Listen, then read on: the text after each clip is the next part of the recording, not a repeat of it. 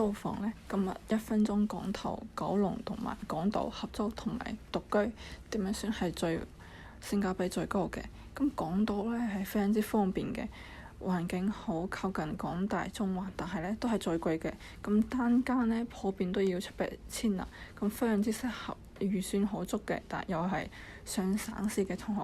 咁九龍呢性價比係最高嘅，交通方便啦，咁食都好多嘅，咁熱鬧啦。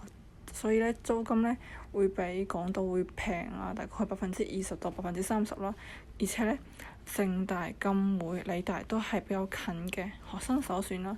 咁再睇合租同獨居啦。咁合租咧人均係4500到7500嘅，咁可以省錢啦，而且都有朋友啦，咁適合大多數人嘅。獨居呢，相對嚟講係比較安靜自由，但係月租呢係到8000到15000嘅，所以係比較貴嘅，可能對於同學嚟講壓力比較大啦。